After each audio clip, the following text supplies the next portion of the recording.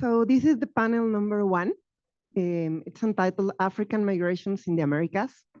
And well, first of all, I would like to thank to the professors that are presenting today. So first of all, I would like to introduce Dr. Bruno Miranda, who will present the topic Contemporary Black African Diasporas, Instability and Acceleration in the Americas. He is associate researcher at the Institute of Social Research here at this university, PhD in Political and Social Sciences, member of National System of Researchers of Mexico. He obtained the award for the best PhD thesis in social sciences granted by the Mexican Academy of Science in 2016. He coordinates projects to understand the rearrangement in American migratory systems caused by the transit and settlement of migrants from Asia and Africa and the Caribbean in Mexico. In this sense, he analyzes how Mexico and its border spaces fit into the puzzle of migration governance on a regional and global scale. He teaches in the undergraduate program in anthropology and in the graduate program in political and social sciences. Bruno, be very welcome, and you have the floor. Yeah. Well, good morning. Thank you very much for the invitation. Alethia, Jose Luis, Vania, these are people who carry out the program of studies on Asian African at UNAM. I'm very pleased to be here and to share my work with other colleagues. Very pleased to meet you, Betsy. And I understand Gisele is connected. Yeah, I know her work as well. And with Alethia, we have been working in the past. So yeah, it's a very cozy table. So in this presentation, I will describe the most recent period of African diasporas in the cities and spatial nodes that make up the migratory corridors connecting Brazil and Argentina with Mexico along several South and Central American borders. This presentation is based on 2 research conducted between 2019 and 2023 that included ethnographic fieldwork in Tapachula. You will be hearing about Tapachula along my presentation, and the southern border of Mexico, and Tijuana and Ciudad Juárez. These are in the northern border, as you may know. I will share findings and reflections on the transit and settlement of African migrants, mostly sub-Saharan, mostly Black migrants, whose experiences in Mexico is still partially in the shadows. The central objective is to bring to the table the debate about the reconfigurations in African migratory trajectories that include Global South geographies. For almost 10 years, the migratory corridors connecting South and Central America with Mexico, the US and Canada, and certain border spaces that shape these corridors along the Americas, like the Darien Jungle, have seen a much greater diversity of migrants in terms of origin, nationality, race, religion, and languages. What is new for Mexico is the reproduction of border spaces where migrants all over the Global South of different African origins have been forced by the state to wait for the papers, to wait for an appointment, an asylum appointment. So they have been forced to wait in Mexican territory.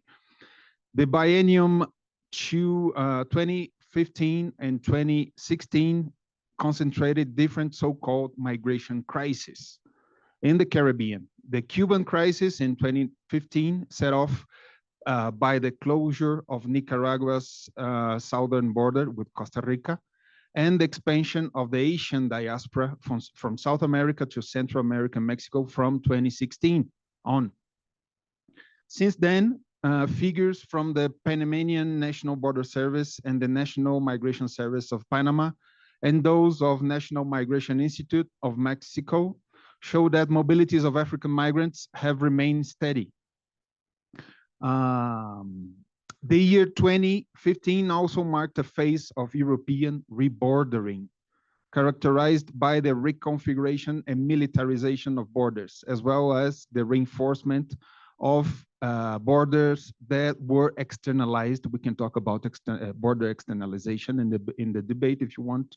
The European borders were externalized, reaching toward Turkey, the Maghreb, and the Sahel in Africa. Testimonies gathered by me during fieldwork reflect a shift in migratory routes toward the Americas, from Europe toward the Americas, prompted by the growing challenges of crossing the Mediterranean Sea.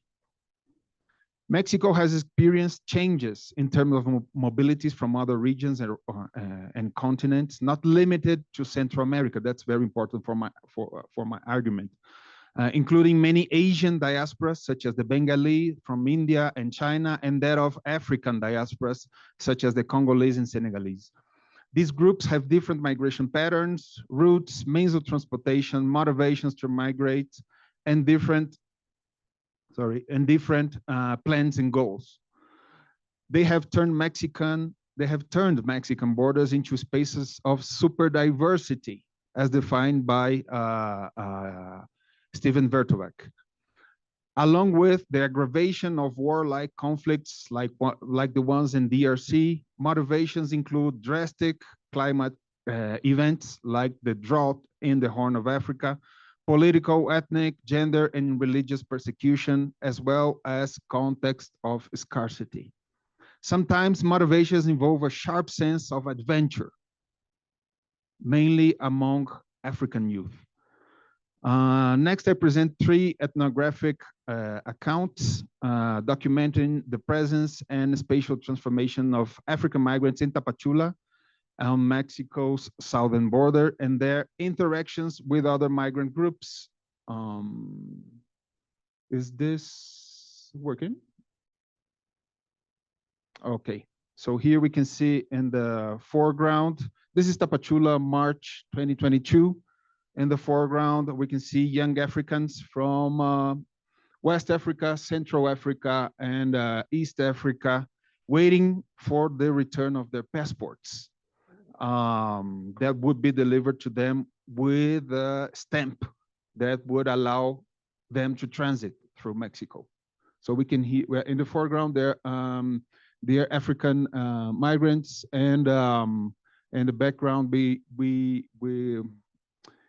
have Asian and South American migrants. That's what I called super diversity border space. We can talk about that later on. Podemos avanzar. This is not working, right? Yeah, it should work. Okay. Okay, this is Big Dreams African Food in Tapachula, 2024.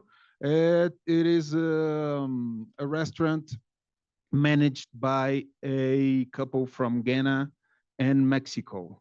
It is not the first restaurant we have had in Tapachula serving African and eventually Asian migrants in situation of waiting, no? People who were waiting, forced to wait for the documents. Please, once more. This is Tapachula as well. This is an Asian restaurant serving food, serving Dominican food, Cuban, and African food. This is the way these Black migrant groups interact with each other, at least until January 20th, right? We can talk about that later on if you want. No, we can wait. Thank you very much. Waiting periods in Mexico can stretch over months or even years, effectively transforming African migrants into temporary residents of Mexican cities, particularly in border regions, but increasingly in major urban centers like Mexico City. During waiting times, many reconsider their plans and migratory routes, but they also engage in process of social and economic reproduction.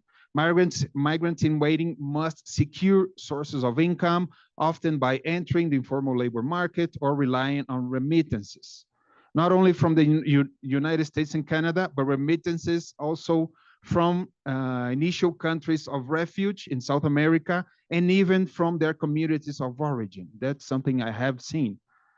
Families that send remittances from Senegal, for example, to sustain transit.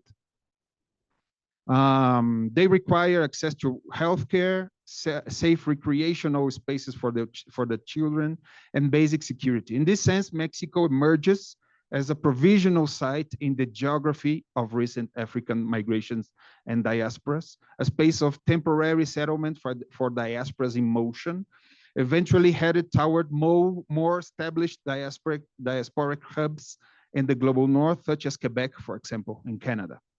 Now we can, in Mexico, migrants are often confined in migrant holding centers, called here Mexico estaciones migratorias. This is an euphemism. They are confined in estaciones migratorias while their entry is processed by authorities. The number of African migrants began to rise significantly after 2015, if you can see,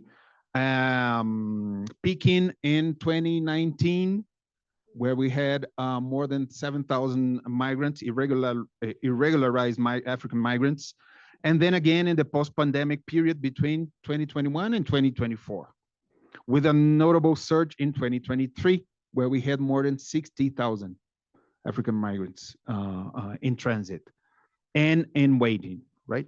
While in 2019 there were approx 7,000 African migrants, by 2023 the number had escalated to nearly 60,000, as I told you, with particularly high concentrations from countries such as Cameroon, the DRC, and Ghana.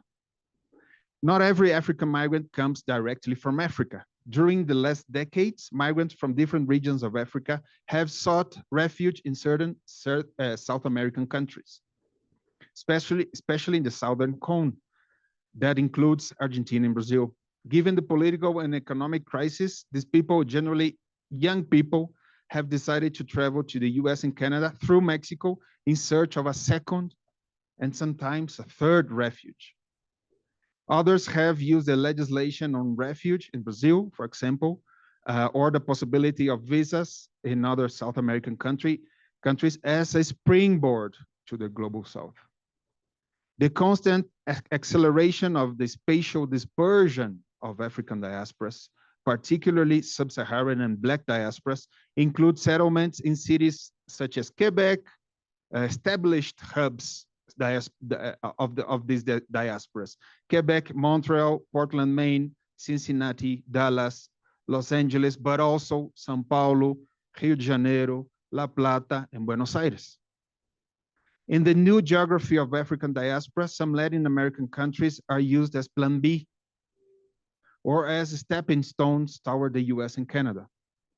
During the period between 2001 and 2015, Brazil was by far the Latin American country that received the highest number of asylum applications, accounting for nearly 42,000, 55% of which were from people from Africa. The economic growth experienced by Brazil during the first decade of the 21st century contributed to its appeal, particularly for those with shared racial and cultural identities. However, with the onset of the economic crisis in 2015, again, this is a very important year, and the political instability following President Dilma Rousseff impeachment in 2016, the inability to send remittances back home led many to reconsider their migration or migratory strategies, prompting them to once again embark on routes toward the US and Canada.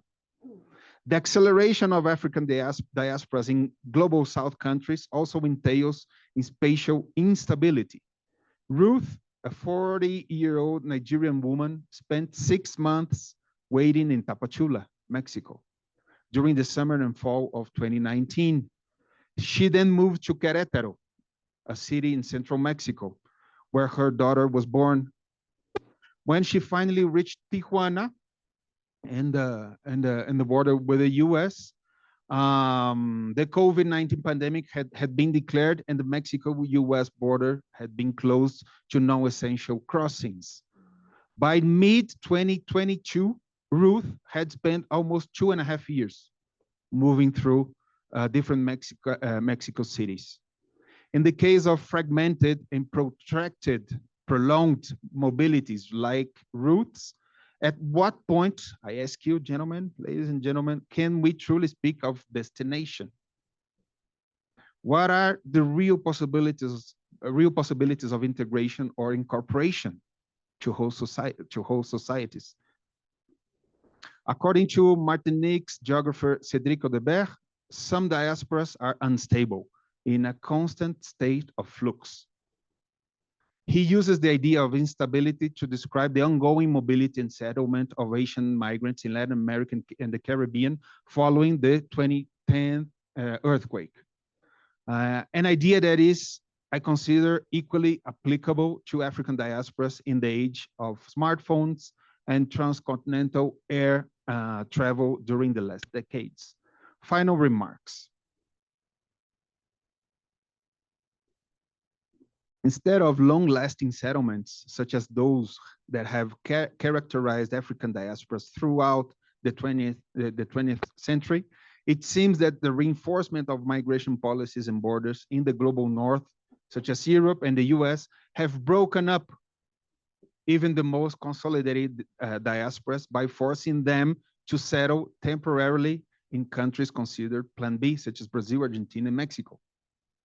The borders and urban centers of Mexico have become diasporic spaces in the sense that they now accommodate members, or they host members of African diasporas.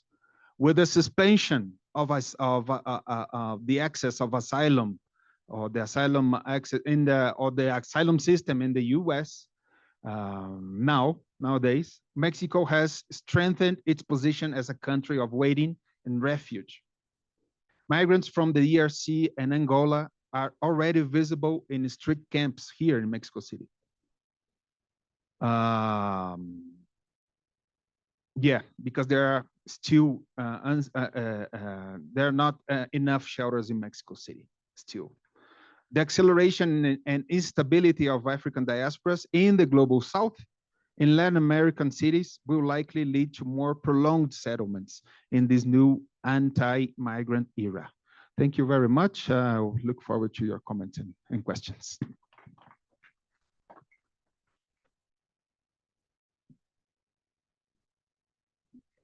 Thank you very much, Professor Bruno, for your presentation.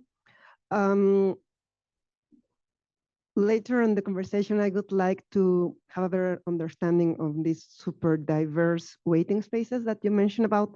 I think it's very interesting, especially with the phrase that you finished your presentation, that apparently we are going through an anti-migrant era. So I just wonder if it's globally speaking. I understand that there is a very strong influence from the United States, but I would really like to think that it's only like very localized. Maybe we can discuss this later on.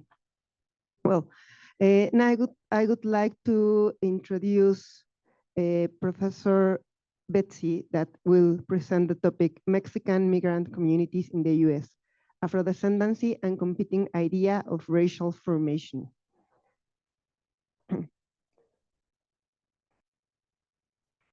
Elizabeth Sweet is an Associate Dean in the School for the Environment and Associate Professor in the Department of Urban Planning and Community Development at the University of the Massachusetts, Boston. She's an expert in planning theory and qualitative research methodologies.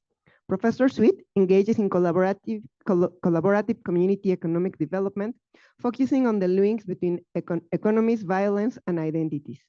Using feminist, anti-racist, and decolonial frameworks, her works in the US Native, Black, Latino, and Latin American communities has led to long-term collaboration and inclusive projects that both push the boundaries of planning theory and methods, while at the same time provides practical planning intervention.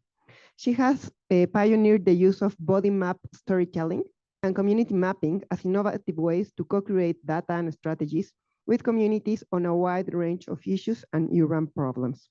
Theoretically, these methods create awareness that enables planners and communities to re-envision their relationships with environments and see their visceral, historical, and spiritual bonds. These new understandings promote new practices. Her most recent project is focused on Afro-Mexican and Native erasure in Mexico in the way that anti-Black Native narratives impact Mexican Chicanos in the US cities. She is also working in the Costa Chica in Mexico to document Afro-Mexican traditional ecological knowledge. Betsy, welcome to UNAM. The floor is yours.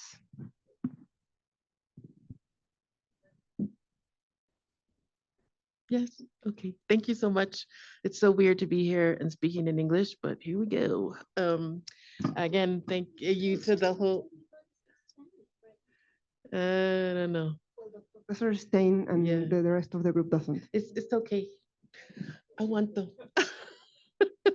Sorry. So I really appreciate the invitation. It's really great to be here. This is my kind of dream place to be in UNAM.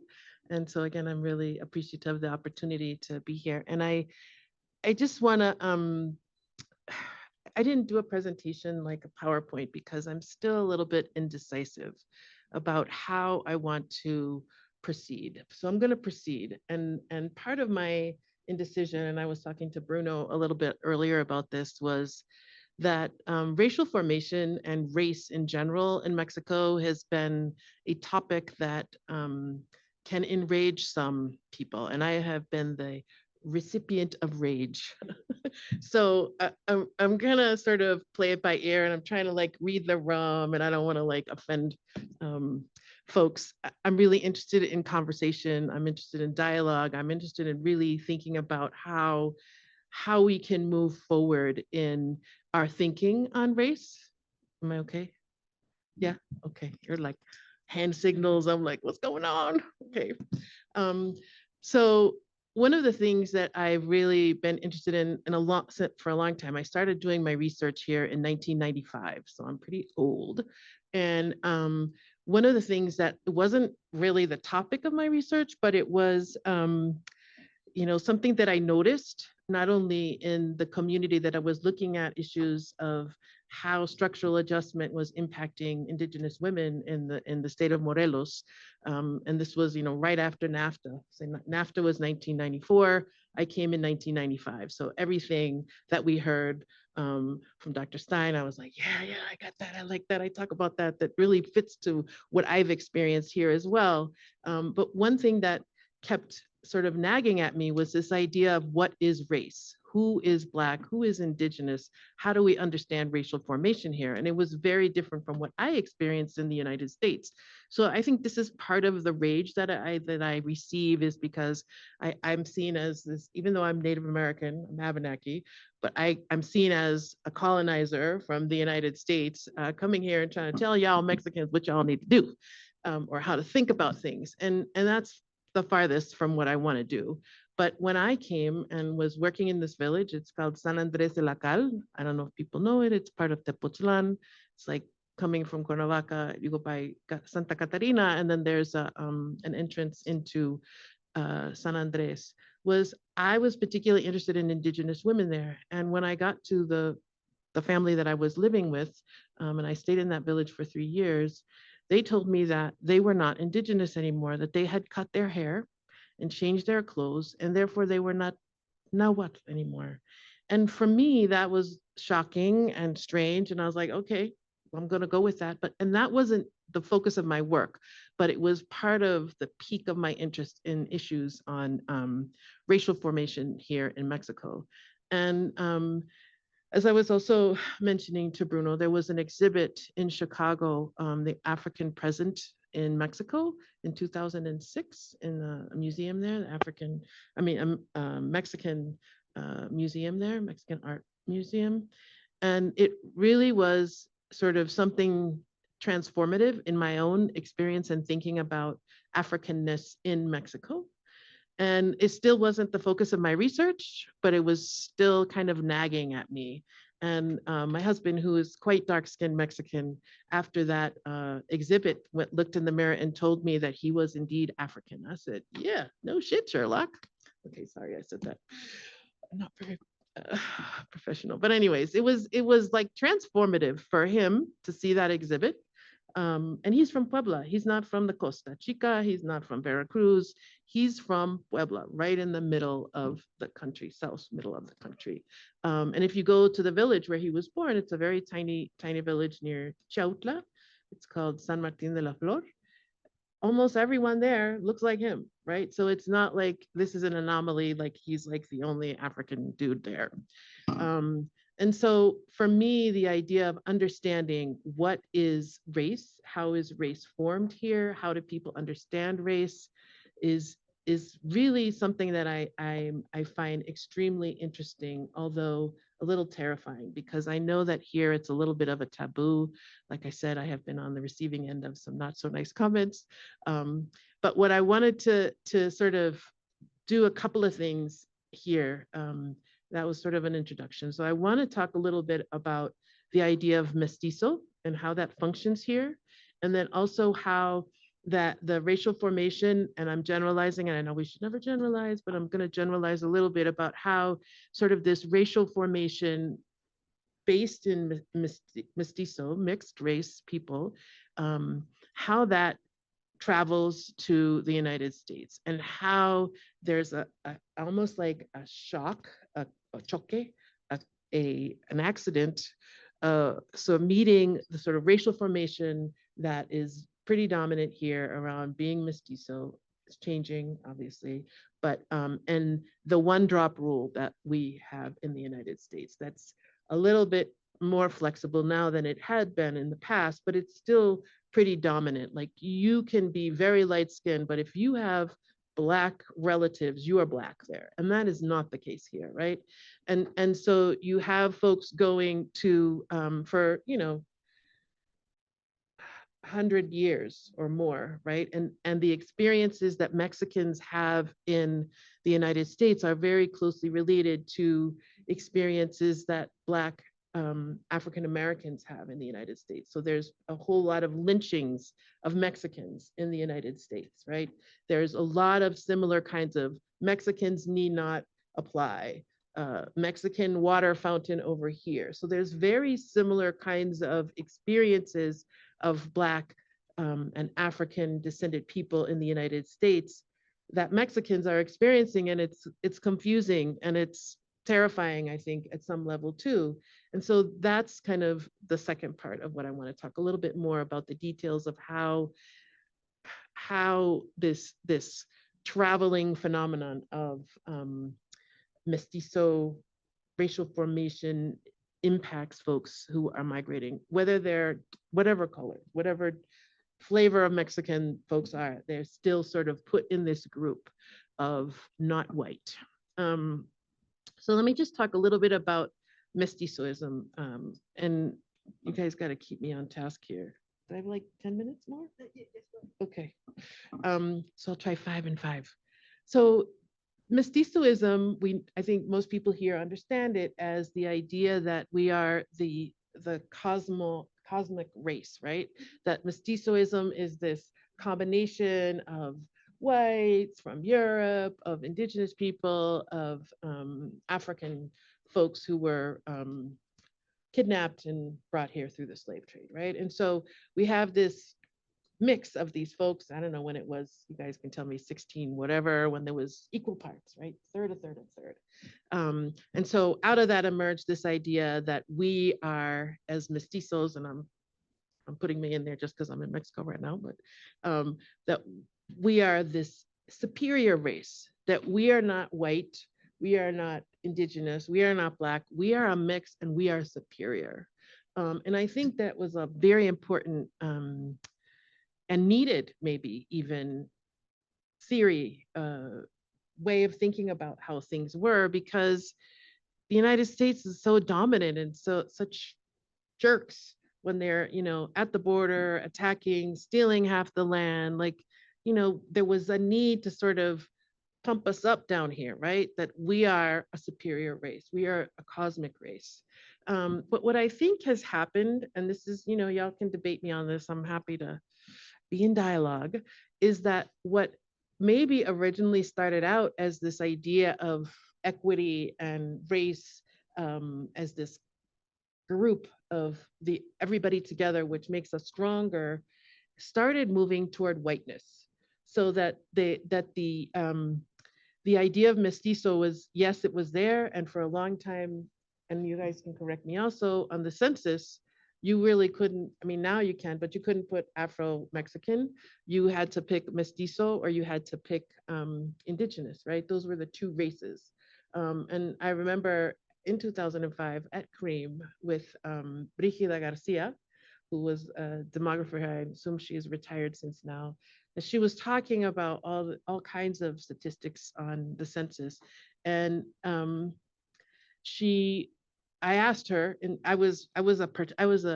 we had a Rockefeller Fellowship thing, and there was a bunch of people there. And so she was making her presentation.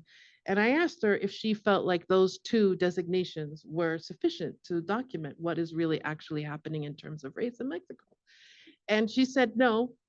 And then it was like, attack the person who talked about race, because we don't really talk about race, and we don't want it to be associated with the way race is in the United States.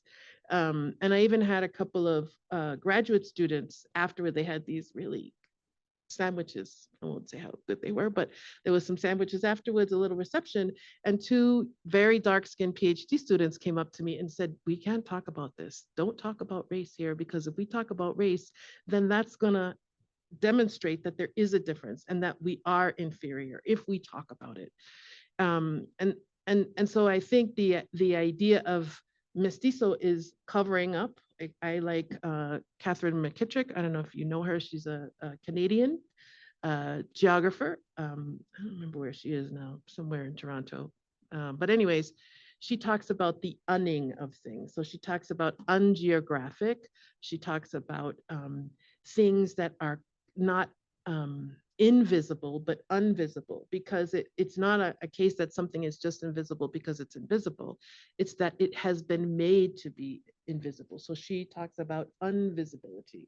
And so for me, that seems to me what has happened in Mexico, that there's been this attempt, and I can give you lots of examples of how I see it in every day, the quotidian life of Mexicans, of covering up Blackness. Like it doesn't exist. And then people don't wanna, there's no pride in being Black. There's no way of being proud of Blackness. And it's something you don't wanna be, but you wanna be white. So if you go to the store and you can be dark skin, and they're gonna say, ¿Qué quieres, güerito? ¿Qué te vendo, güerito? Right? Like, what can I sell you, white man or white woman? I mean, and you can be really dark, but it's a way of sort of lifting them up so that maybe they'll buy from you because you're making them feel good because they're white. And so that's part of how I think about we are moving toward whiteness through this idea of mestizoism. Other examples are when a baby is born and somebody comes over, ay, qué güerito tu bebé, qué bonito, qué güerito, right? Like, even they could be dark skinned, but to say that is somehow helpful, or it makes somebody feel good because you want to get to whiteness. And the family that I lived in the woman who told me she was no longer indigenous, and she was pretty dark-skinned indigenous woman, she told me she married this white farmer because she wanted to mejorar la raza, no? And so there's all these kind of, and the telenovelas, don't get me started with the telenovelas. Who are the women in the telenovelas who are like the good ones? They're all the blonde, blue eyes, right? And you don't even see Black folks in the telenovelas, very rarely. I saw one, I don't know whether it was Marimar, or, I mean, that's how I learned Spanish, okay? Watching telenovelas. It was something Marimar, I think, and they had like this priest who was Black, actually real Black African, right? That was like the only one I've seen. Maybe I don't watch them anymore, but too many other things to do. But I think it's a really telling part of the everyday experiences of how Blackness is being covered up, right? It's gone. 5 minutes, I got it right here too, thank you. And so we have this issue of not wanting to talk about race. We have this long-term idea of mestizoism and how that is helping us be stronger. But I really think it's helping us be weaker, because I'm not saying that people should not embrace the different parts of their identity, but by making invisible their certain parts of their identity and rejecting the richness with which we have so much in debt to Africa and Mexico in terms of culture, food, dance. I mean, like, it's so embedded in the culture of Mexico, and there's such a big negation of that when migrants move from Mexico to the United States, it's shocking. And this idea of mestizoism is troubling, because it doesn't explain the experiences that they're having there in the United States. So, like I mentioned, there is still this in Mexico. A lot of Mexican communities have an anti-Black attitude. So there's lots of tension between African American communities, even though we might not want to call them American, we want to call them African.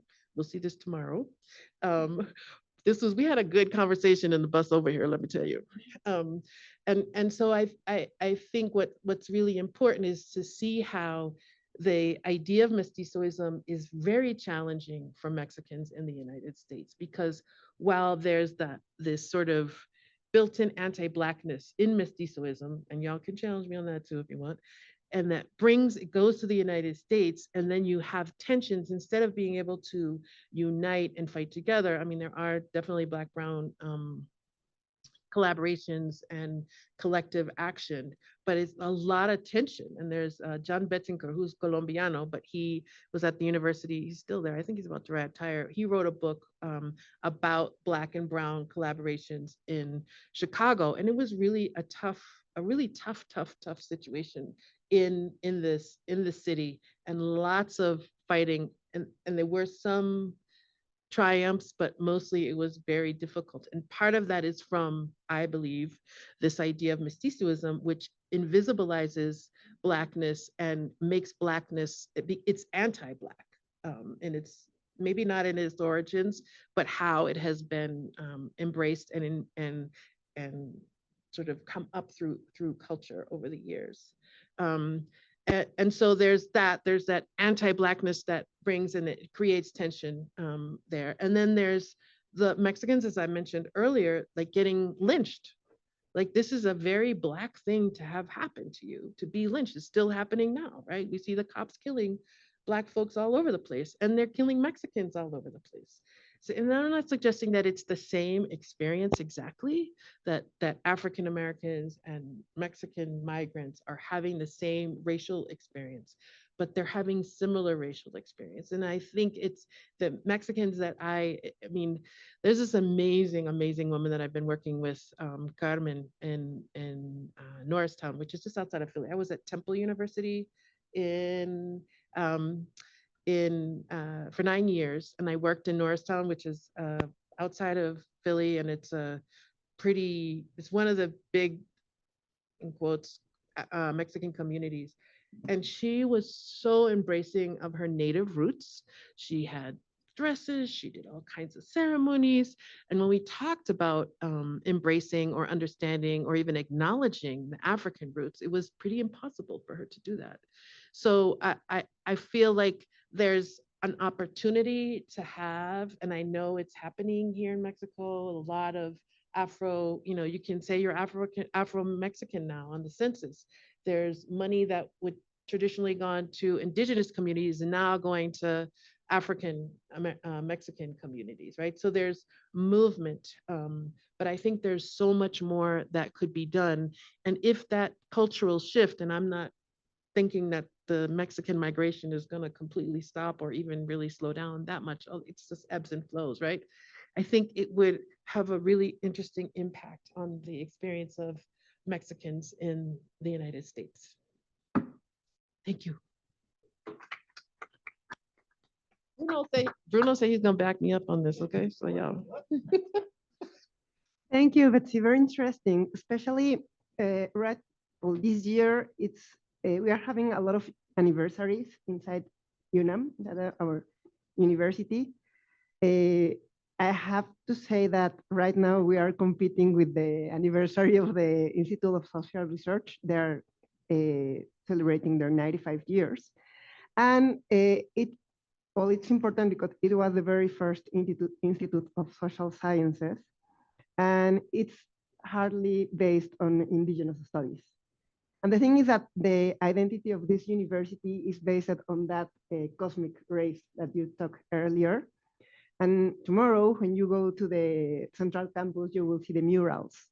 And the murals are telling that narrative, how this cosmic race was supposed to be the one that will lead the Latin American identity, and how the UNAM has a mission with that race. Thank you very much for that interesting presentation. Well, now we have two more presenters of this panel, and they are both presenting through Zoom. So first of all, I would like to present Dr. Gisele, and I apologize in advance for because probably I will mispronounce her last name, Gisele Kleidermacher. And well, I would like to talk a little bit about her. She's a sociologist specializing in transnational South-South migration studies, particularly focusing on Senegalese migrants in Argentina and Brazil. She is a pioneer in the study of Senegalese migration in Argentina, contributing to the understanding of the labor trajectories, social networks, and integration processes. She holds a PhD in social sciences and has extensive experience in research on migration, education, and labor. She participates in national and international research projects in migration, Afro-descendancy, and inequalities, applying innovative methodological approaches. Gisele teaches doctoral seminars at UBA and has been a professor of methodology and sociology of migration in the sociology program for 15 years. She also leads research groups on migration and social inclusion. She is the editor on Revista en Ciencias Empresariales y Sociales, and has collaborated with international organizations such as the International Organization for Migration. Her recent research explored discrimination against migrant students and the dynamics between migrants and natives in school settings. Her latest publication, Microemprendedurismo callejero, una caracterización de las actividades de personas migrantes de origen senegalés en el área metropolitana de Buenos Aires, appeared in Revista de Estudios del Trabajo. She has also published a book on Senegalese migrants' narratives in Argentina. Gisele, welcome to Mexico. Welcome to UNAM. The floor is yours. Thank you very much for your presentation. I will try to share my screen. Let me know if you can see it.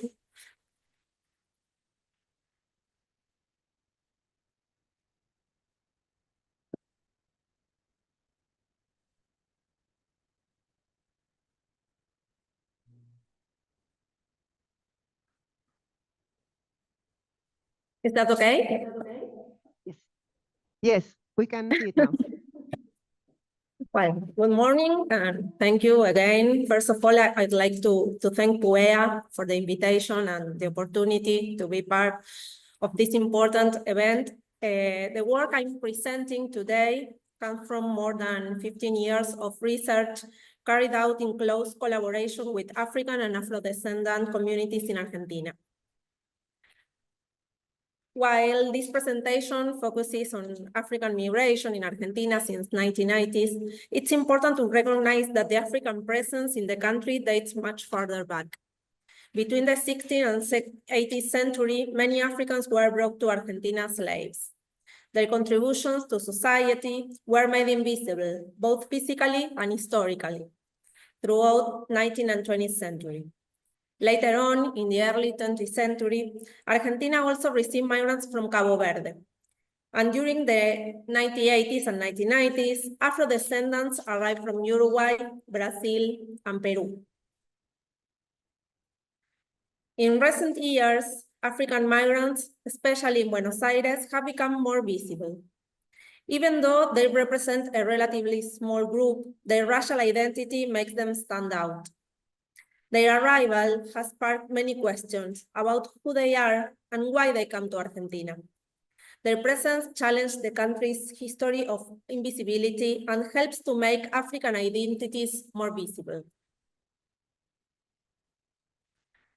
As many of you know, migration within the African continent has always been common.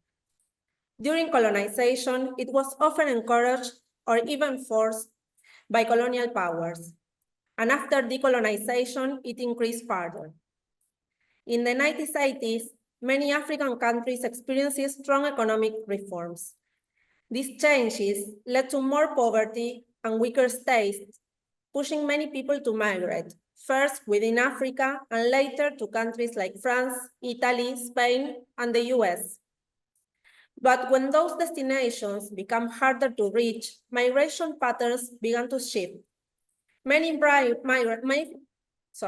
Africans started moving to countries with no colonial, cultural, or linguistic ties, such as Argentina. In this sense, the country became part of a broader global trend. Migration from Africa countries to this South American nation remains relatively small, with the Senegalese community being the largest.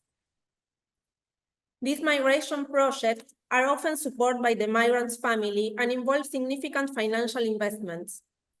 Many families have sold vehicles or even land to fund the journey as a way to diversify the income of the extended family back in Senegal. Because of the cost and the distance, those who arrive in Argentina are generally not the most economically disadvantaged. So why Argentina? The first Senegalese migrants arrived in 1990s, when Argentina had a fixed exchange rate, 1 peso equaled $1, which made it easier to send remittances. At the same time, Argentina had diplomatic offices in Senegal, which facilitate visa access. This changed after 2001 economic crisis. The exchange system collapsed, embassies were closed, and now only 5 remain in all Africa. But by then, migration networks were already in place and arrivals continued, and even increased in the following years, especially between 2012 and 2015. Because of limited access to official visas, the journey to Argentina often involves irregular entries. Most migrants travel first to Brazil on a tourist visa and then continue overland, a trip that can take several days, supported by existing Senegalese networks in the region. While many remain in Brazil, those who move to Argentina often cite experiences of racism, work restrictions, or the presence of family or contacts already settled in Argentina. In previous years, some also entered through Ecuador, where visa requirements were lifted, and then crossed Peru and Bolivia by land. This journey can take days and is often made in very difficult conditions. Most Senegalese migrants are young men between 18 and 35 years old. Women usually remain in Senegal, as it's a traditional the men who migrate in search of work while women stay behind to manage extended household responsibilities. Although this is gradually changing in Dakar, it's still uncommon for women to migrate individually to Latin America. As in Senegal, most of them practice a form of Sufi Islam, which incorporates elements of African traditional religions, a syncretic expression often referred to as Black African Islam. They are predominantly Wolof with some Diola and speak Wolof as their main language. French is usually spoken by those who attend public schools, while many others, especially from rural areas, only went to Quranic schools, which is a common tradition in Senegal. Depending on their migration route, some also speak Portuguese or Italian. However, only a minority arrive with fluency in Spanish. According to members of the community, around 5,000 people of Senegalese origin currently live in Argentina. Official data, however, tells a different story.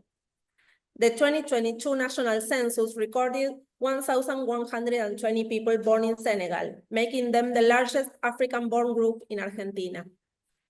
But RENAPER, the National Registry of Persons, reported that by August 2023, 2,267 Senegalese nationals have received Argentines' IDs. Part of this discrepancy is due to a special 3-month regularization program in 2022. Many were likely missed by the census due to difficulties accessing their housing, mistrust, or limited understanding of the process. Additionally, the COVID-19 pandemic and Argentinians' recent economic crisis have led some migrants to return to Senegal or move somewhere else. Many have joined migrants' caravans traveling through Central America, while those who managed to obtain an Argentinian passport have tried their luck in the United States, Canada, and Spain. Most Senegalese migrants work in street vending or informal sales. This is often the only option due to the lack of documentation. Street vending requires little startup capital and no Spanish skills. Migrants can be working quickly thanks to strong community networks that offer support, housing, and guidance. They typically sell costume jewelry, sunglasses, or imitation brand sportwear. Informal loans within the community are common and help migrants finance their merchandising or daily expenses. In 2017, we conducted a survey with the Senegalese Association, gathering 300 responses across Argentina. Nearly 90% of participants reported working in street vending. This shows that beyond being a survival strategy, vending is also a space of mutual support, independence, and solidarity. Migration is sustained by strong community ties. Nearly every migrant arrives with a connection, be it a friend, a relative, or someone they know, who provides support during the initial period after arrival. Most live in old hotels, often in poor conditions, sharing rooms with multiple compatriots. Some manage to rent apartments, also share among many. Religious brotherhoods, especially the Murid dairas, play a central role in the Senegalese migration experience. In every Argentinian province where Senegalese communities have settled, dairas are active and form a structural part of community life. These groups, which began as informal support networks, are now highly organized. Their weekly gathering not only include the recitation of poems by Sheikh Amadou Bamba, but also serve as spaces of exchange information about sales, strategic selling location, merchandise purchases. Additionally, they coordinate and help finance visits from marabouts, reinforcing both religious and social cohesion.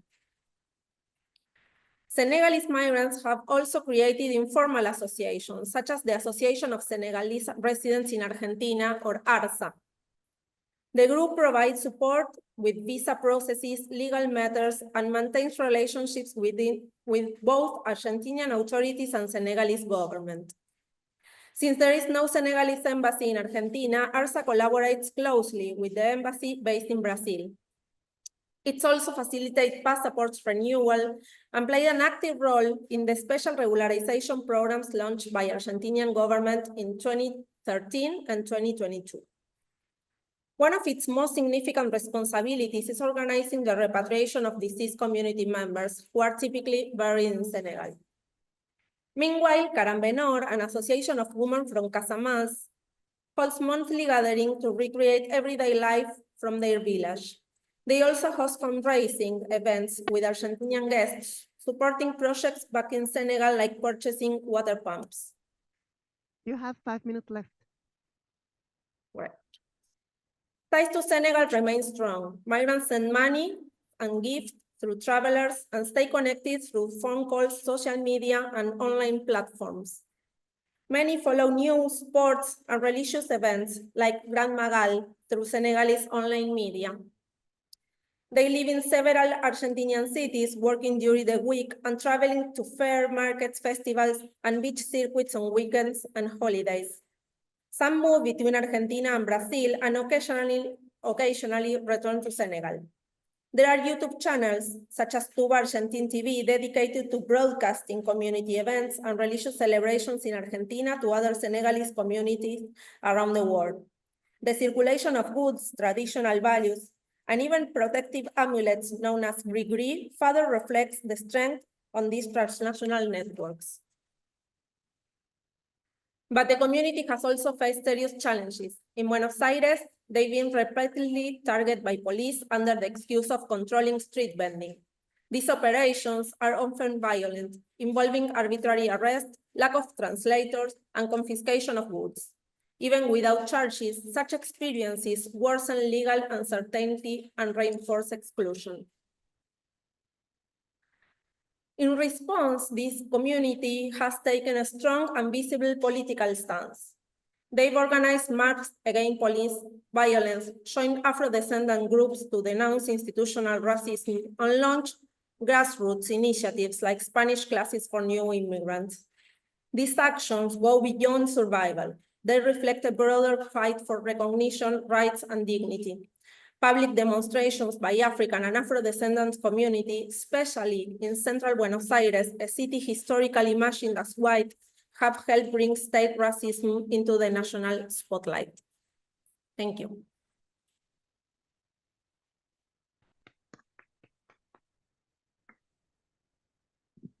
Thank you very much, Doctor, for sharing this situation of the Senegalese in Argentina. Especially, I found very interesting that the last part where the society is taking action and they are creating their support groups as in demonstrations. Let's move on to our last presenter today. I would like to introduce Dr. Alethia Fernández de la Reguera. Today she will be presenting the topic, the militarization and encroaching of borders in Mexico. Alethia Fernández de la Reguera is Associate Professor at the Institute of Legal Research at the National Autonomous University of Mexico and coordinator of UNAM's National Laboratory on Diversities.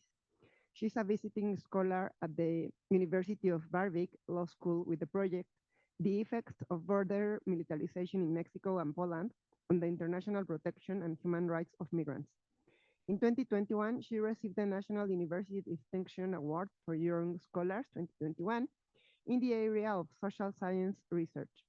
She is affiliate of faculty at the University of Arizona teaching at the MA in Human Rights Practice and a member of the Border Criminologists Network at the University of Oxford and of the editorial committee of the journal Feminist Legal Studies at the University of Newcastle. She's a specialist in gender and migration, immigration detention, bureaucracies, state violence, gender-based violence, and women's anatomy. Alethia, it's great to have you back at PUEA. Welcome, and the floor is yours. Thank you very much, Vania. I'm very happy to be with you, even if it's online, and to share part of my most recent research on militarization of borders. I'll try to connect my presentation with the previous presentations. And before I start sharing my screen and formally with my presentation, I would like to say that the idea is to present like a context of securitization and criminalization of migration in Mexico. It's not a research that is particularly focused on African migrants, but is a research that shows the level of racial profiling in immigration controls and how the most vulnerable populations in transit in Mexico are indigenous people and also Afro-descendant people and African migrants. So if it's okay, I'm going to start sharing my screen.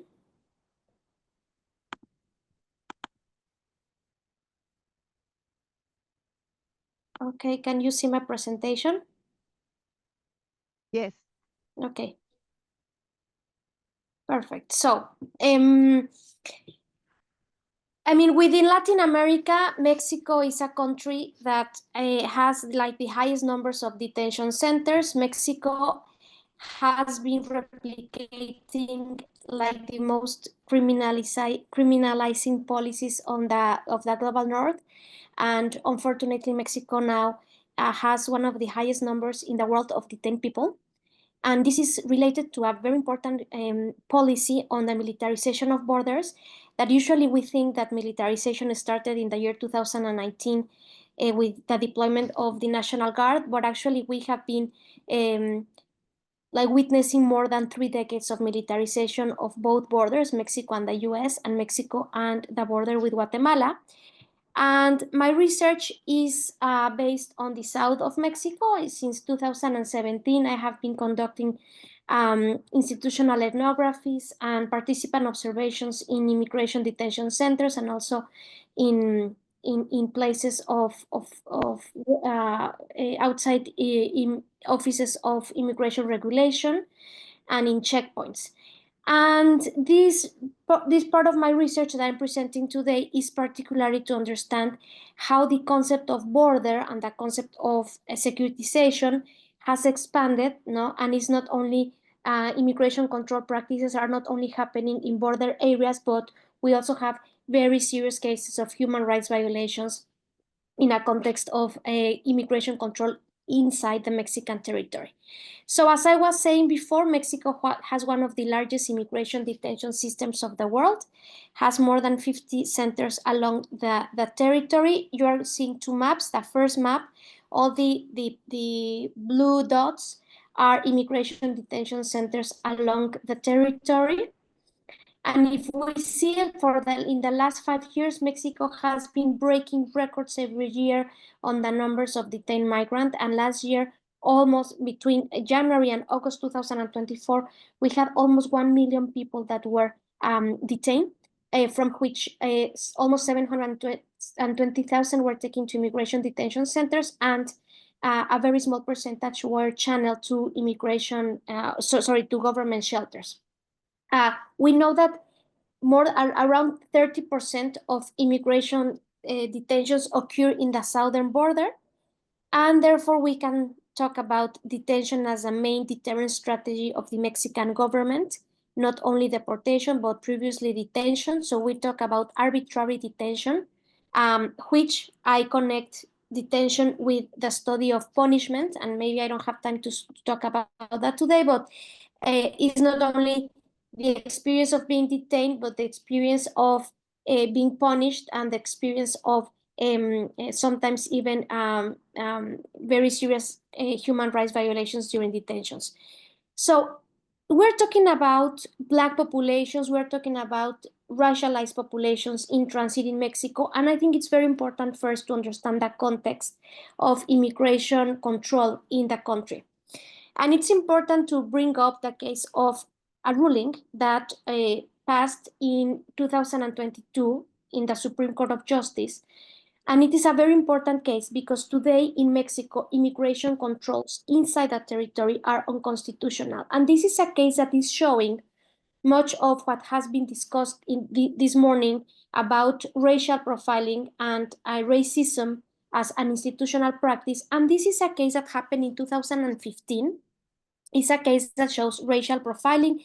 These were 3 indigenous Mexican Tzeltal people that were traveling from Chiapas to the north of Mexico to work on the fields. They were detained in the center of the country, in the state of Querétaro. They didn't speak Spanish, and they were detained, and the authorities, they did not validate their IDs. They didn't believe that they were Mexicans. They were detained, and they were going to be deported to Guatemala. Before deportation, they were taken to an immigration detention center where one of them was tortured. And this case was identified, and they were not deported. And this case was brought to the Supreme Court of Justice, and it established the unconstitutionality of immigration checks because it is against the human right to move freely in the country, and it attends to the right of not being discriminated against in Mexico. So I'm just giving this as a very important context because we can also discuss the gaps that exist between rules or laws in books and the implementation of securitization policies. So I'm presenting very briefly part of my research the most recent fieldwork that I conducted in 2022 and 2023, trying to document actions of immigration control when the National Guard is involved. I conducted observation in different places, in checkpoints, in immigration detention centers, and in informal camps. I have interviews with people on the move that interacted with the National Guard during detention, and also I conducted 10 in-depth interviews with NGOs that provided psycholegal services to migrants who were detained by the army or by the National Guard, and who suffered serious human rights violations during detention. So my point here is to understand just the stage of checkpoints. Mexico is a country with a proliferation of checkpoints. Everyone who has traveled in Mexican highways mostly have been through this experience of being detained through a different checkpoint. And so therefore my research here is just to analyze this particular stage and to understand that checkpoints have become a very important mechanism to control the territory, especially in the context of criminal violence and the war against drugs. So it's interesting because that checkpoint has different functions in terms of policing and also in terms of immigration control. So we can talk about the internalization and externalization of borders, but also individualization of borders. For the Mexican case, I would talk about internalization, how borders can enlarge, can move in a very flexible way through the checkpoints, and also individualization, how certain profiles are more are special targets for detention. So checkpoints has become a very important power dispositive that enables controls, that is flexible, is adaptable to the needs of policing and the needs of immigration control, as I was mentioning. And my argument is that checkpoints have become a violent infrastructure where different actors are participating in. So this is the most important aspect. And when we talk about, and maybe Bruno has much more information than me in regards of African population moving throughout the country, but it's important to understand that checkpoints are not only operated by the National Institute of Migration, but we have multiple actors that operate checkpoints. So we can have state actors, we can have the army, for example, we can have extra legal actors like the municipal police, that they don't have the right to operate checkpoints in federal areas, but we also have criminal actors. And sometimes in the same checkpoints, we have the coexistence of all these different actors that are operating. Why? Because we are in talking about territories that are securitized and they are also extra surveilled, So at the end, what is happening is that checkpoints expose migrants to racialized and gender forms of extreme violence.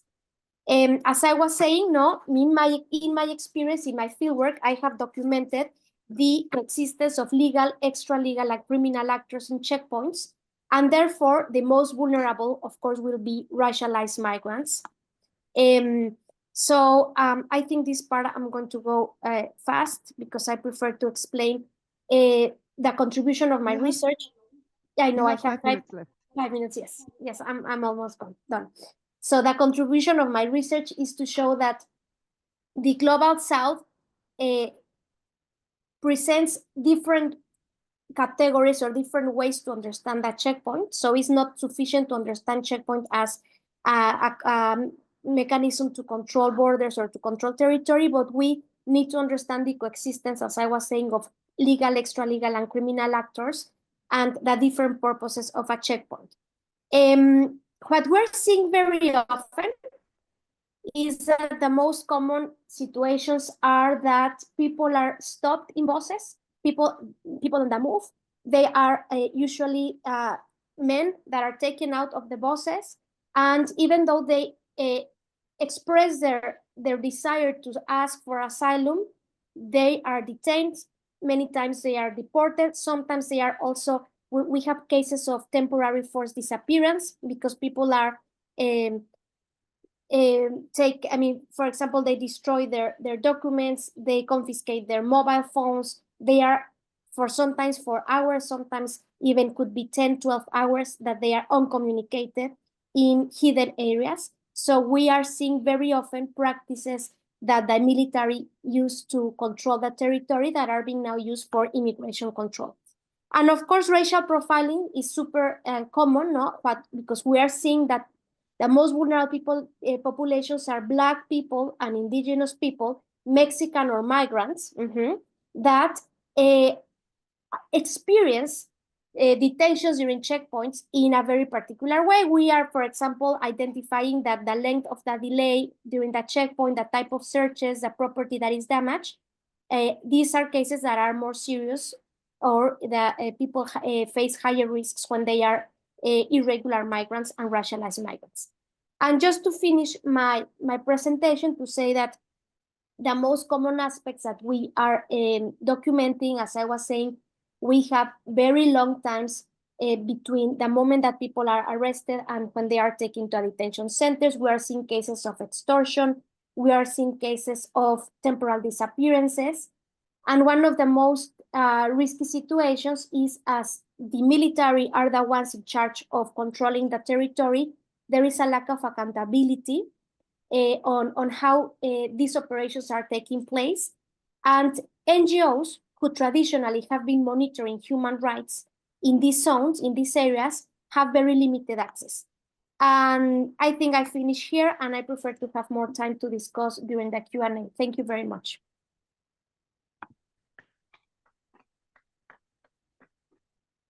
Thank you very much, Alethia, for presenting us your research. It's overwhelming to hear how we always take for granted that the position of the government is that for some reason the immigrants should not be here. Like if we were only taking into account the short run, instead of maybe looking for the long run and how can we help those immigrants to get to places that they want. You were talking about vulnerability and victimization of the immigrants.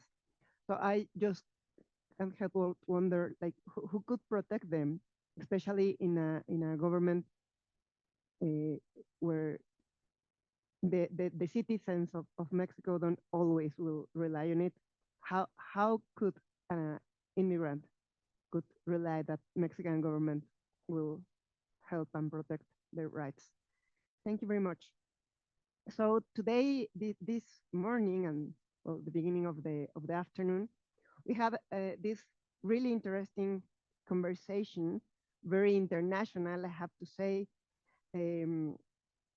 It's amazing to see like the profiles of all of you, taking into account your background, the place that you work right now, and even your current geographic location.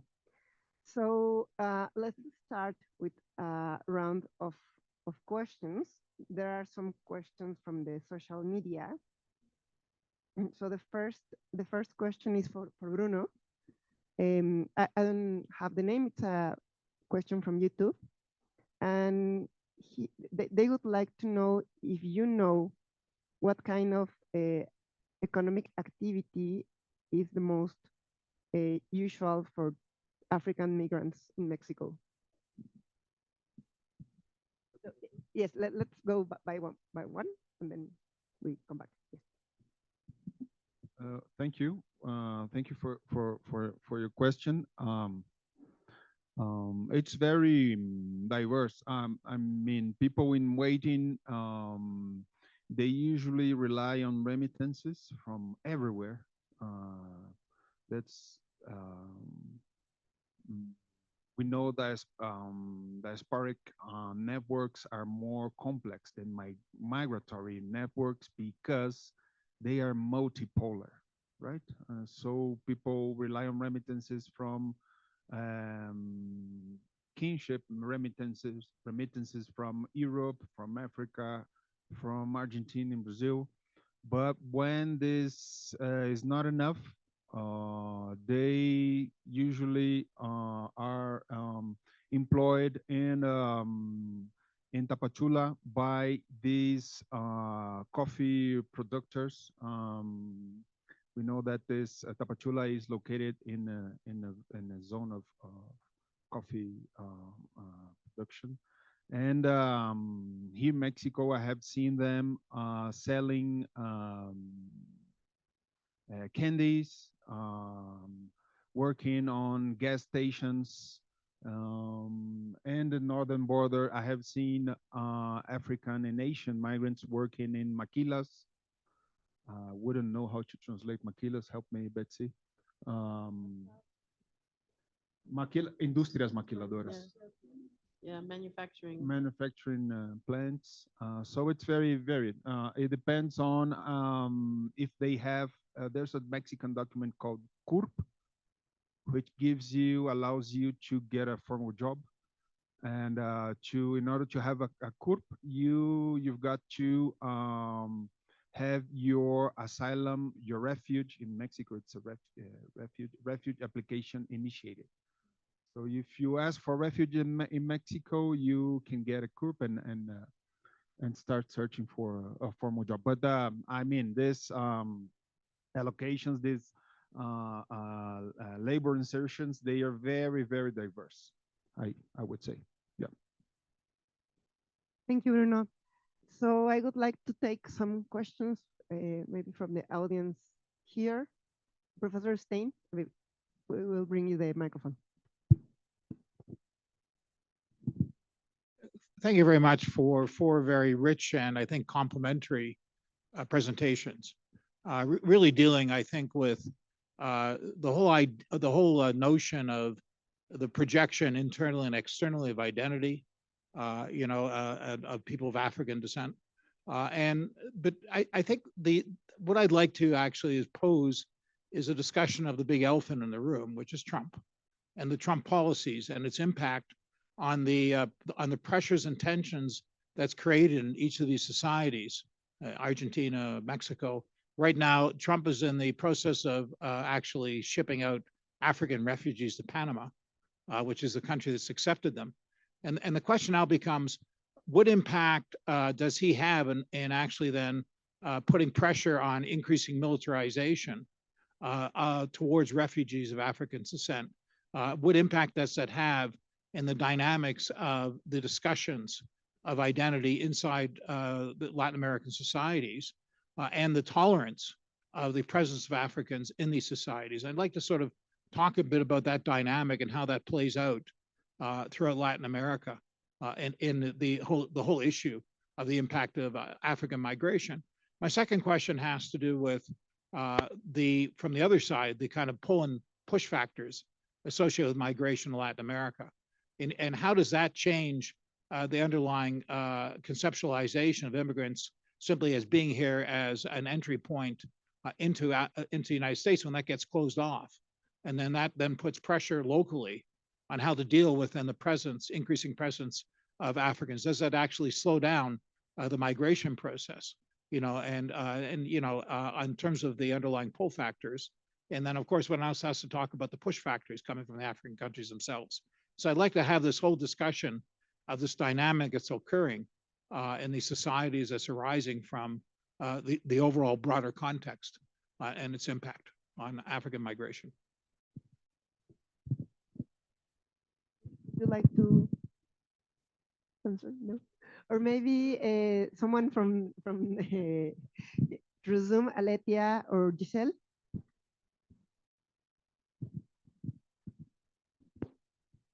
I mean, I think these are big questions, no? Okay, go ahead, Betsy, please.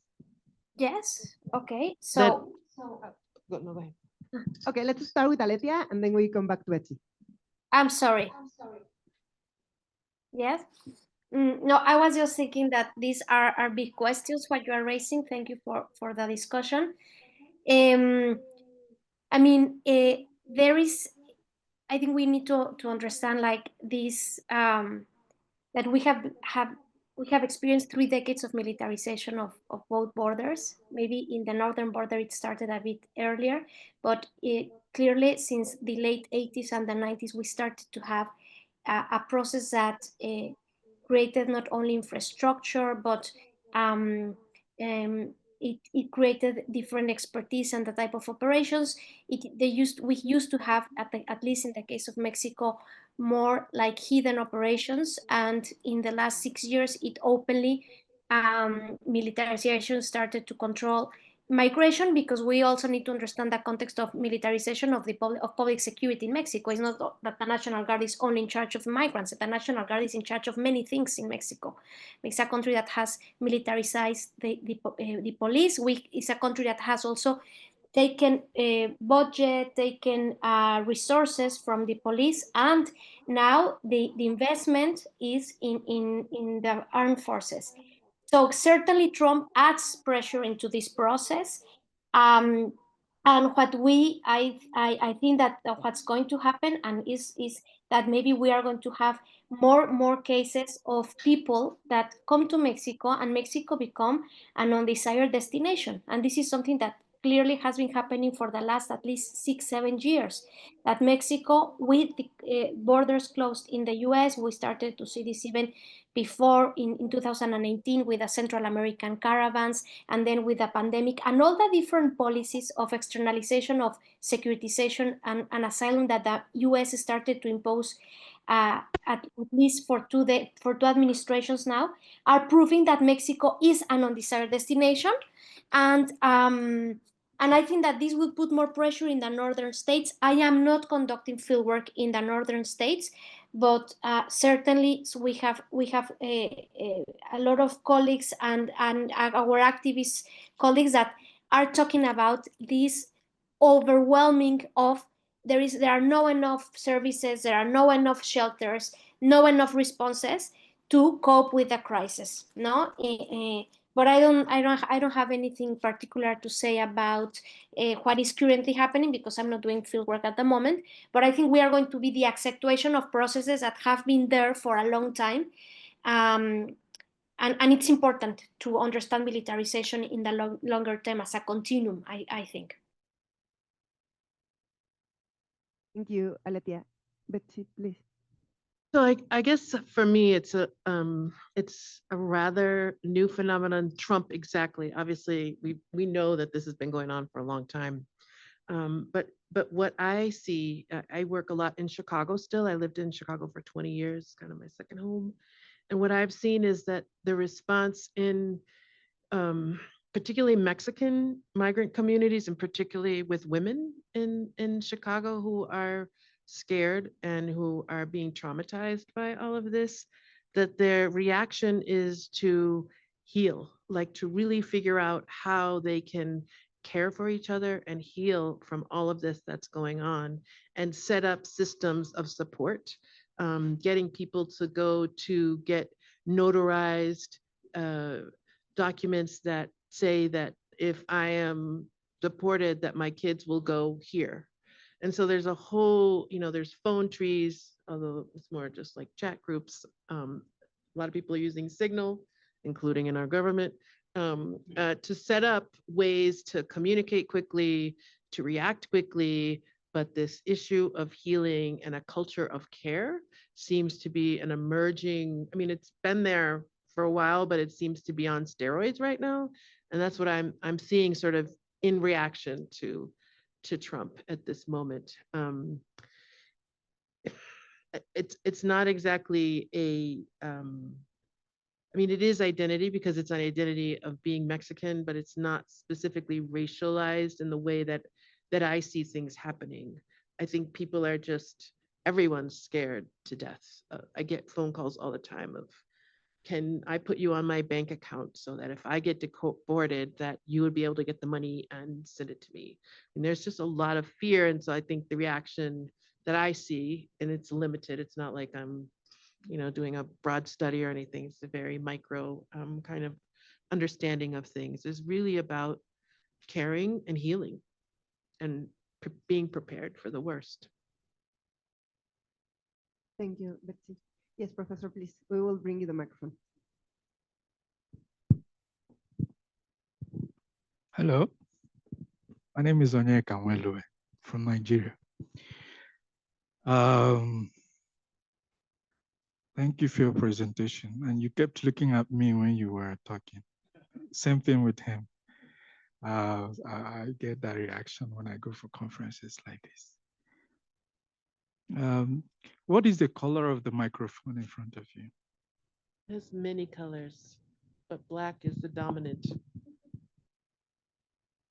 Where's the color? Okay. Depend. No, this is black. That's black. And it has silver. Okay, the speaker where you have the mic. This is Yeah. black, and then there's Okay, that's blue. fine. That's fine. That's fine. And this is what? The color of the paper. Which paper? This? Yeah. No, the paper you're holding. Black and white. No. The color of the paper. Oh, okay, white. White. I spent 3 years in Oxford trying to find out why Africans are called black people. What's the color of my skin? In African religions, the color black symbolizes negativity. In African homes, especially in Nigeria, in Igbo land where I come from, if you see a black cat, it means evil. Mhm. Everything about black represents evil and negativity. The people who started calling Africans black knew exactly what they were doing, and they chose to call themselves white people. Meanwhile, their skin color is not white. There is nothing about them that is white. Mhm. And that was why I wrote this book. There are no white people.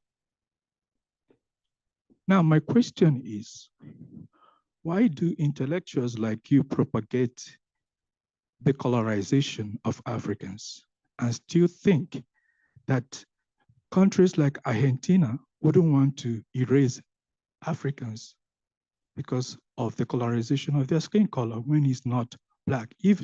Not even the Senegalese in Argentina are black. So my question is, why do intellectuals like you continue to have this conversation and still interject the color black to Africans, please? That's a great question. And I don't think that I come from looking at a Black Power movement in the United States. So it's something that I have been studying and working with African and self-identified Black folks in the United States. Right, I agree. I totally agree. And there's a lot of people talking about black and brown, but there's lots of different shades of brown. But I think the idea is to challenge that black is negative. I mean, there's a whole Black is Beautiful movement, and there has been a change over time of how people were named. And this was something that the Black Power movement, the Civil Rights movement embraced this identity and challenged the negativeness that was associated with it. So it's an evolving thing. People went from being called colored to being called African descendant to being called. There's a lot of people have different understandings of how they themselves being called. Right. Okay. But they were also embracing this. In the Black Power movement, there was an embracing of this idea of Blackness as beautiful. Because they were not brave enough like me to ask questions. That is possibly the truth. I could agree with that. But that's how in the Africana Studies program that I have been a part of. The Africana Studies were set up by people like you. No, not where I was. They were set up by the so-called white people. Not the case at University of Massachusetts, Boston. It's not the case. Institutions were set up by people.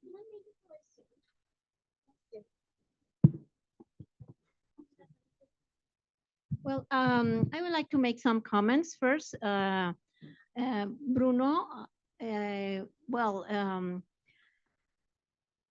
it inspires me how our environment is changing with all the migration. And it is incredible, all these people that are coming from other countries and how they are making their food, what they sell, whatever. Many years ago, well, it was in 20, I I was, I don't know, it was 2005, 2006. We won a project of Mexican entrepreneurs migration in the USA. And one of the things that we know how the Mexican food and all the restaurants of the Mexicans are all around in the south part of USA, but also in Chicago, in Los Angeles, in New York, and all that. So it inspires me when I was seeing your pictures, because it is the same, no? How all this migration penetrates the culture and how it's changing, no? The environment. Another thing that I would like to say, well, I impressed about Alethia's conference because I never thought we have a lot of checkpoints and how the government is trying to say parar to stop this migration. But as in the last part, your conclusion is that now Mexico is going to be the alternative for all these people that are coming from Africa, Asia, and also the Triangle of the North, and also from other parts. So we don't have any economic policy to avoid that, no? And most of the problems, even in the conference of CELAC, that it was, I think, was 2 or 3 years ago, Alethia Bárcenas said that all this migration of Central America is how all these American companies, these transnational companies, spoil the environment.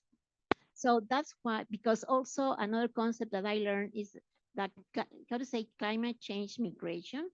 So this is incredible how we have moved, how we have spoiled the environment and how these people are trying to find a job. And at the end is because this is the result of a policy where we can have a policy of full employment. And only this policy of full employment, this is a post-Keynesian view, an heterodox view, as Howard said before. We have to think with an heterodox economic science. We just can't continue with neoclassical policy. And another thing that I want to tell Betsy, I have a friend, I think this comment I made it 1 year ago when we have the African colloquium, or I know, and it was in the African Day, I think. I belong to the feminist economists, and I belong also to the Association of Social Economics, ASA. And my friend Barbara Hopkins was the president, and they invited me to the plenary of ASA. And she invites one American, but she was from Korea, Korean American. She invites one from India, but American Indian, and she invited an American, but she was I don't know how to say, because we can say negra, o sea, it was color. And when she invited everybody, she said, "Oh, this is the first time we have 4 women color in the plenary." And I said, I never feel that I was a woman color. But that's right, because, well, I am not white, of course. But this is how Americans is a cultural problem of the American, because, you know, we don't have in our population census, we don't say if you are, now I think we have African, ¿cómo se dice? African. si descendemos de Descendamos, África, yes. ¿no? But this was a policy, no? You are, even if your characteristics is indigenous, or if you have some Chinese or Oriental, whatever, in, in, in the census, you don't have that. And so it was very terrible because I began talking, because it was the problem of George Floyd, that you know what I am talking of. As, and the question is why economists never said something about George Floyd, because this was an economic problem. And so that's why the plenary, I read the statement of one economist about this question, why economists don't say anything about George Floyd. So for me, I just can't say that in Mexican, we have like a race problem, because we don't have the census. And in that conference, it was incredible using the census. Then you are going to see that the people of color, they have less opportunities in to have high CEOs or whatever. No? So what is this? Is economic policies. And if you see public education in USA, it's really terrible.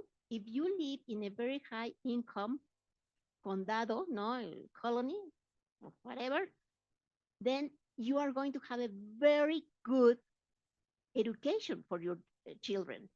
But if you live just maybe 3, 4, 10 blocks, if that colonia don't pay huge taxes, then they won't have better professors. And so that's a problem of economic policies. And then you see how you see this difference but in that thing of USA. I think this is a cultural problem. And the last thing that I want to tell you, well, I have a grandson, Emiliano. And Emiliano is the same color as me, but he goes to school where everybody is white. And they have a problem because I don't know what happened. And one of the boy, 11 years, said, "Stop, Negro boy." It was a huge problem because, of course, all the parents, and it was terrible. And the boy that said that was expulsado of the school. So I think this race, the only way to be less is economic policies. And because for me is that, because, for example, if you go to the school, in a French school, my daughter, it was in the second and third, well, she went to the French school, to the Liceo Francés in Dallas. Very different colors of the people. And you don't have that race problem as much as in the public schools of USA. So it depends, because in France, you have more an open in the school. Well, that's my experience. Maybe I'm wrong. Dallas, Texas, Yes. or in No, it was in Dallas, Texas. Liceo Francés. Huh. And they don't have any problem if you are white, color, whatever. It's very different. But in this public school, it's terrible. And also we have a lot of Mexicans, because they don't have enough money.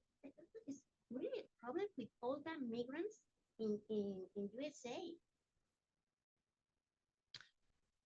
Well, I kind of feel like we need to go back to the first talk today and think about all the structures of the economy.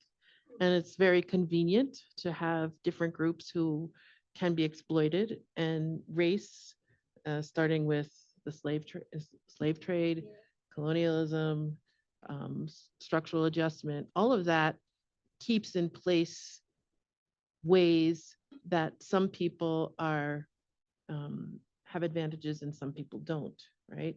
And so that is what makes the system continue. If everyone was equal, everybody had equal opportunities, then that system would fall apart. So I think an example of one school where you think that there aren't race problems, and I would doubt that was actually the case. Maybe on the surface it might look like that. I would be very skeptical. I would want to go and sort of have deep conversations with folks to see what, if there was, you know, everything was hunky-dory, I would find that a little bit odd in the United States, right? And of course, my frame of reference is growing up in the 1960s in New York City during the civil rights activities. And so for me, there is no justification for racism, right? There's no, you know, there's been lots of people, that guy Huntington and whoever did all these, you know, biological studies trying to find some sort of differences, which is all crazy. But this was a structure that was set up that really goes back to how we can exploit certain people under certain pretense that have no basis. So maybe it is all about economics, but I think obviously there's a long, you know, few 100-year history of how, 500-year history of how that's been set in place. So I don't know how we get out of it, but I think that understanding it more broadly, but also how it's, I mean, we got to go from the macro to the micro and back and forth continually to sort of get a handle on where we need to go from here. And a lot of, you know, 65% of Mexicanos or Latino, let's say generally Latinos in the census, check off white. There is now a mixed race block, but in the census, it's white, pink, black, brown, Asian, or Native. Oh, yeah. My husband always writes in Aztec/Black. So When they ask you what color you are, well, I don't know. yeah, I mean, we go back to the casta charts, right? 16 different tones, right? So I think that it's obviously, I mean, I was writing a paper, and this is for a chapter for a book. I don't know if it was Netherlands or somewhere. And we were talking about, I mean, in the paper, it was a co-authored chapter, and they said, we cannot use the word Black. Nope, can't use that.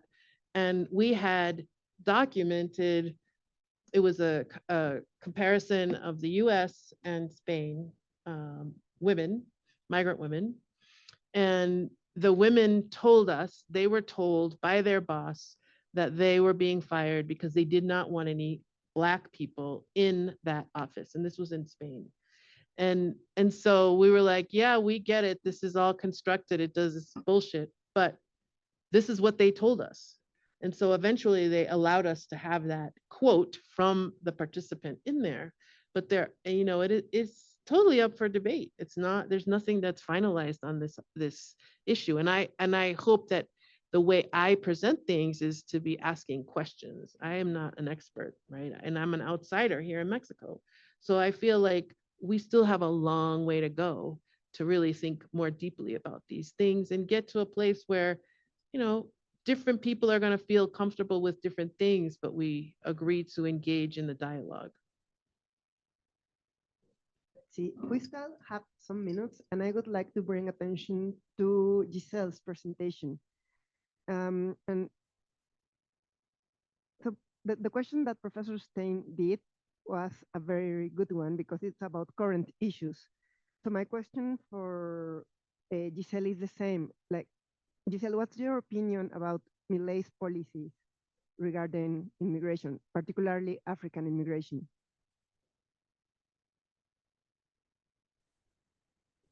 I was listening to you, very interesting, the debate. About the US policy, I think now Argentina is having, you know, right policy. They went for the left, for the right. So right now, African people is leaving the country. They are not coming to Argentina. It's not a receiving country right now. They are going mostly for, they are trying to go to US, but most of them, they can't.